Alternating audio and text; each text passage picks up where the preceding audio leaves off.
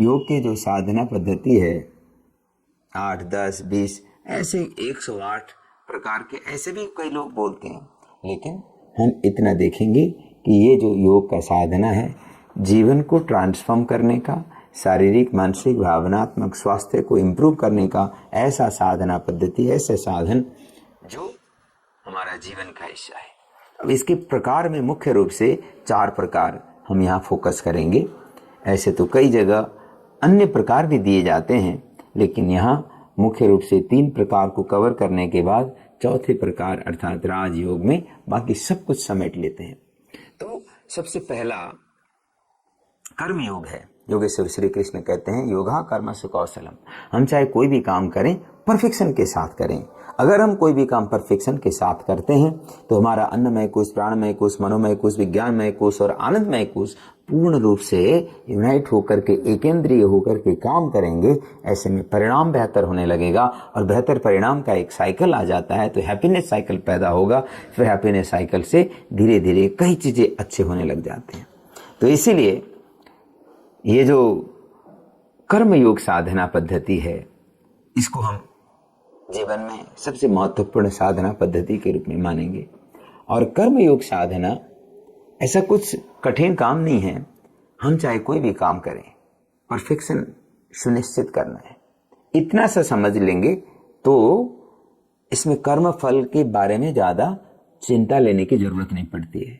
हमने जो काम किया है परफेक्ट हो गया है तो परिणाम तो भी तो परफेक्ट ही आएगा। हमारे कर्मों से ही तो परिणाम तय होता है।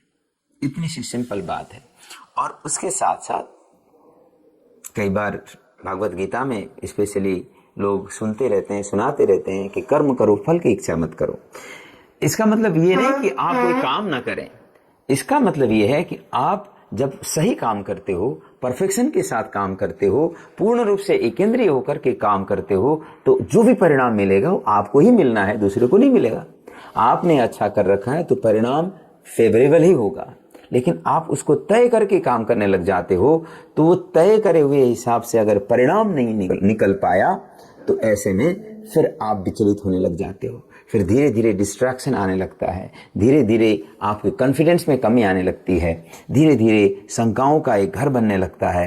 तो आपके अंदर का जो मानसिक शांति का अवस्था है वो खराब हो जाएगा। इसीलिए हम कर्म करें, परफेक्शन के साथ करें, लेकिन फल की अपेक्षा में न उलझे तो ये कर्म योग सही मायने में होगा। दूसरा भक्ति योग है। भक्ति योग यहां मुख्य रूप से नवदा भक्ति को ही हम लेते हैं। अब यहां नवदा भक्ति की 9 टूल्स है। 9 टूल्स श्रवण, कीर्तन, स्मरण, पाद सेवा, अर्चना, वंदना, दास्य भाव, साक्य भाव और आत्मनिवेदन। तो ये 9 टूल्स हो गए। इन 9 टूल्स के एप्लीकेशन को हम अपने जीवन में करके देखें। कई बार लोग भक्ति के साधना में लगे हुए लोगों को देख करके ऐसे सोचते हैं कि वो तो ऐसे ढोंगी टाइप के हैं, आडंबरी टाइप के हैं, ऐसे भी लोग सोचते हैं। कई बार भक्ति के साधना में लगे हुए लोग बहुत अव्यावहारिक भी दिखते हैं या दिखाई पड़ते हैं, लेकिन आप भक्ति को सच में जी करके उससे ट्रांसफॉर्मेशन अनुभव करने लगते हो तो उसको बहुत सिंप्लीफाई करिए। आप भक्ति साधना के लिए अपने घर परिवार छोड़ करके कहीं दूसरी जगह ढूंढने जाएं, यह आवश्यकता नहीं है। आप जहां रहते हो, जिसके साथ रहते हो, वहीं भक्ति योग का साधना करें। तो इसका कैसे करेंगे? आपके पास घर परिवार में बड़े होंगे, पेरेंट्स होंगे, बड़े भाई बड़े बहन होंगे, सिबलिंग्स होंगे, है ना, या इवन स्पाउस को भी आप देख सकते हो। अपने गुरु होंगे, आपके लिए मेंटर्स होंगे, आपके शुभचिंतक होंगे। अगर आप उनको एक तरह से भक्ति साधना के रोल मॉडल बनाना चाहो तो आप जीवन को अद्भुत ढंग से ट्रांसफॉर्म कर सकते हो। देखिए, एक कॉइन के 2 पार्ट होते हैं, है ना, और हर एक चीज में पॉजिटिव और नेगेटिव मिल जाता है। हमारे अंदर भी पॉजिटिव है, हमारे अंदर भी नेगेटिव है। हर एक इंसान के जीवन में पॉजिटिव और नेगेटिव क्वालिटीज होते हैं। कई बार लोग ये गलती करते हैं कि लोगों के कमी कहाँ कहाँ है उसी को एनलार्ज करके देखने लगते हैं। तो कुछ समय के बाद जो ऐसे नेगेटिव को देखने का आदत बना लेते हैं, उनके दिमाग में उस नेगेटिव का पूरा ऑक्यूपेशन, कब्जा हो जाता है। तो ऐसे लोग उनके नेगेटिव को ही देख पाते हैं, उनके पॉजिटिव को देख ही नहीं पाते हैं। जब ऐसा होता है तो पर्सनालिटी उस व्यक्ति का खराब हो जाता है जो जजमेंट कर रहा है। जो दूसरा पर्सन है वो तो जैसा वैसा है ही। समय के साथ जो जजमेंट करने वाले लोग हैं एंटी सोशल बन जाते हैं, उनके मनोवृत्ति खराब हो जाता है।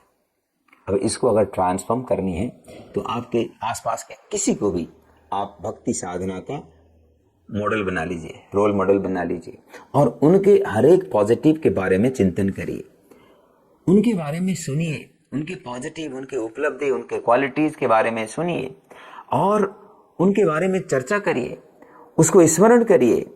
और इसी तरह से जब उनके बारे में, उनके पॉजिटिव के बारे में, उदाहरण के तौर पर अपने पेरेंट्स को ले लो या अपने गुरु को ले लो, तो उनके पॉजिटिव के बारे में पहले चर्चा करिए।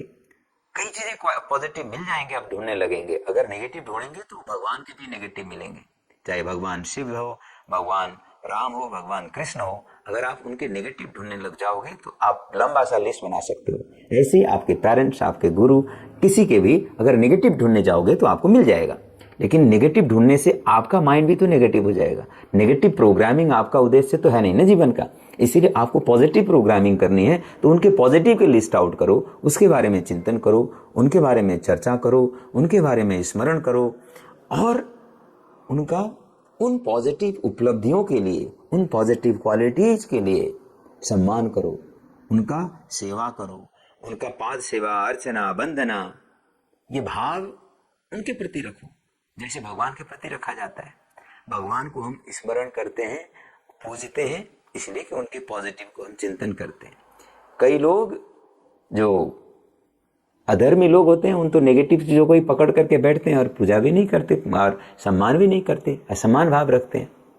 उससे उनको कुछ लाभ या हासिल कुछ नहीं होना, कुछ होगा तो उनका खुद का ही मन नेगेटिव होगा। तो आपका यहाँ भक्ति साधना का इम्प्लीमेंटेशन में भी मन नेगेटिव ना हो, इस बात को सुनिश्चित करने के लिए पॉजिटिव भाव को चिंतन करते हुए इसको अप्लाई करना शुरू करिए। कुछ ही समय में आपके घर परिवार में, चाहे वो पेरेंट्स हों, चाहे वो आपके बड़े हों या आपके गुरु हों, उनसे आपको इतनी पॉजिटिव चीजें मिलने लगेंगे, आप उनके उन पॉजिटिव के धारा प्रवाह को देख करके इंस्पायर होने लगोगे और समय के साथ उनके उन पॉजिटिव क्वालिटीज को देख करके आपके जीवन में इतनी शांति और सुख, समृद्धि और सामर्थ्य वृद्धि होगा, इसका आप कल्पना नहीं कर सकते, क्योंकि आप क्या देखते हो ये मैटर करता है। एक स्टोरी है, एक पिता के 2 बच्चे थे और वो पिता किसी कारण से नशे में आ गया, वो शराबी हो गया। शराब ज्यादा पीने के कारण से उसका जीवन बिल्कुल हालत हो गया, तहस नहस, खत्म, बर्बाद हो गया। अब उस शराबी हालत में उस पिता के व्यवहार के कारण से उन बच्चों के लिए किसी भी प्रकार का एक सकारात्मक माहौल मिल ही नहीं रहा था। ऐसे में उनका एक बेटा बहुत ही ऐसे ही शराबी बन गया, लेकिन दूसरा बेटा बहुत ही इंटेलेक्चुअल बन गया, बहुत एक तरह से मेहनती और बहुत विद्वान बना और बहुत सफल हुआ। और एक समय जब पूछा गया कि आपके पिताजी ऐसे हालत में थे लेकिन आप इतने बड़े बन गए, इसका रहस्य क्या है? वो कहता है इसका रहस्य ये है कि मेरे पिताजी से मुझे प्रेरणा मिला है, जिसके कारण से मैं आज यहाँ हूँ, जो भी हूँ मेरे पिताजी के कारण से हूँ। और दूसरा जो शराबी है वो भी कहता है मेरे पिताजी के कारण से हूँ। अब रियलिटी क्या है कि दोनों पिताजी से ही प्रभावित हुए हैं। एक नेगेटिव तरीके से प्रभावित हुआ, दूसरा पॉजिटिव तरीके से प्रभावित हुआ। उसके अंदर इच्छा शक्ति आ गई कि ये जो प्रॉब्लम वाला एरिया है इस चीज को छोड़ करके उनके अंदर जो भी पॉजिटिव चीजें हैं उनको उसने चिंतन करा और वो अपने संकल्प से कि ये जो प्रॉब्लम मेरे पिताजी के जीवन में है मेरा अपने जीवन में आने नहीं देनी है। उनके जो पॉजिटिव है इस कठिन अवस्था में भी वो अपने जीवन को फिर भी बनाए हुए हैं, चलाए हुए हैं, एक तरह से स्ट्रगल कंटिन्यू कर रहे हैं। शायद उन्हीं चीज़ों को उसने पकड़ा होगा। तो प्रेरणा हर एक व्यक्ति से लिया जा सकता है। तो भक्ति योग का साधना में मेरा पर्सनल मत यह है कि आप भक्ति साधना के लिए कहीं इधर उधर बाहर मत भटको, आप घर परिवार में ही भक्ति का साधना करो, तो समय के साथ आपके जीवन में ट्रांसफॉर्मेशन आएगा। अगर आप घर परिवार में भक्ति के साधना को अपनाओगे, धीरे धीरे समाज में और बाहरी जितने भी अच्छे सोर्सेस हैं सभी को आप एक तरह से ग्रहण करने के लिए योग्य बनोगे। भक्ति का सही मायने में साधना आपके जीवन में घटित होगा। और भक्ति योग और कर्म योग के बाद तीसरा है ज्ञान योग। ज्ञान योग की साधना से भी व्यक्ति अपने जीवन को ट्रांसफॉर्म कर सकता है। ज्ञान इस पूरे ब्रह्मांड में जितने भी एक तरह से एनर्जी पोटेंशियल है, उपलब्धि है, उन सभी का एक तरह से ब्लूप्रिंट हमारे अंदर है। यथा पिंडे तथा ब्रह्मांडे अहम ब्रह्मास्मि तत्वम असि शिवोहम, ये सारे ब्रह्म वाक्य हैं। यही कहते हैं कि हमारे अंदर ये सारा शक्ति है, उस शक्ति को हमें जानना है। वेद शब्द प्रयोग करते हैं ना, तो वेद मीन्स टू नो, जानना। तो हमें उस ज्ञान को, उस गूढ़ रहस्य को जानना है। जब हम उस ज्ञान से आलोकित होकर के अपने आचरण को करते हैं तो हमारे जीवन में कभी भी ऐसे प्रॉब्लम वाले सिचुएशन आएंगे नहीं, क्योंकि हम हर एक प्रॉब्लम वाले सिचुएशन से अपने आप को रेस्क्यू करने के लिए सक्षम हो जाएंगे। जैसे एक छोटा बालक जलते हुए आग को देख करके, क्योंकि वो तो फ्लावर जैसा दिखता है देखने में, तो उसके प्रति लालायित होकर के जाता है, उसको पकड़ने का प्रयास करता है। जब उसको पता लगता है कि वो जला देता है तो नेक्स्ट टाइम नजदीक जाएगा नहीं। उसके सही ज्ञान होने से वो फिर सावधान हो जाता है।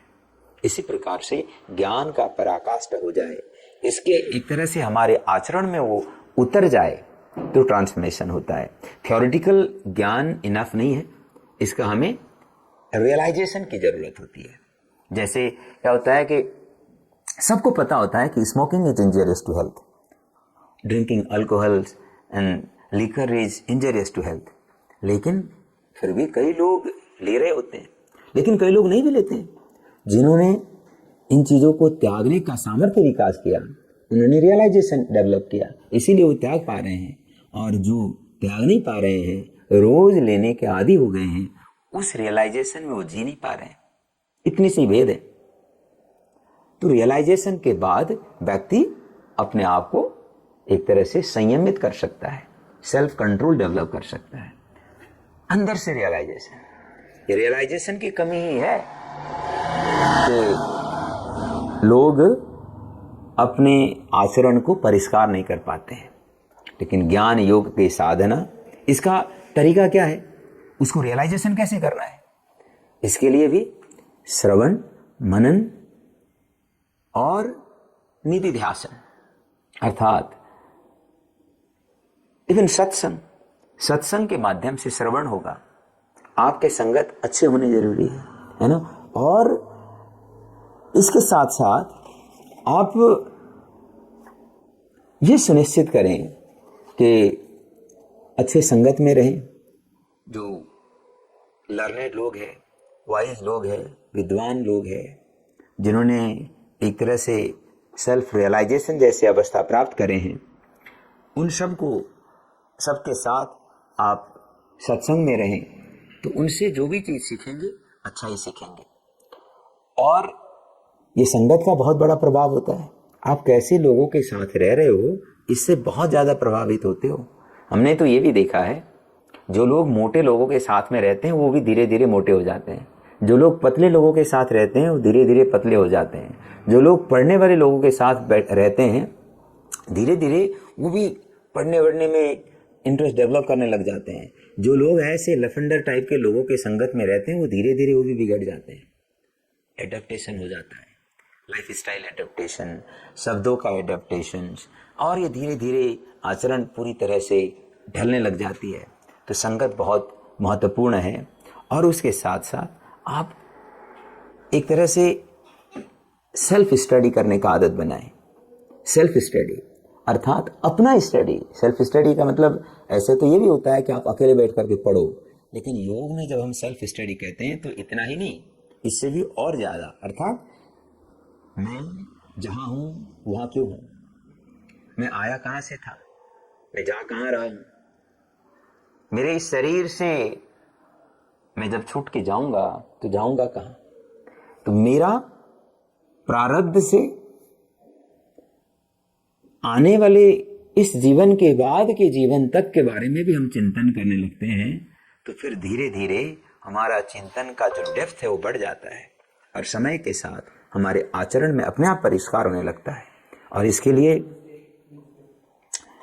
कंटेम्पलेशन, मेडिटेशन, निधि ध्यासन की आवश्यकता पड़ती है। इसके माध्यम से हम ज्ञान के उस पराकाष्ठ में जी सकते हैं।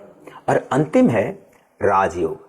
राजयोग अर्थात मेंटल प्यूरिफिकेशन और ट्रांसफॉर्मेशन के माध्यम से हम सेल्फ कंट्रोल को ऐसा डेवलप करें, अनुशासन, आत्मानुशासन को ऐसा डेवलप करें कि हमारे जीवन में चाहे जितना मर्जी पहाड़ टूटे, हम ना टूटें।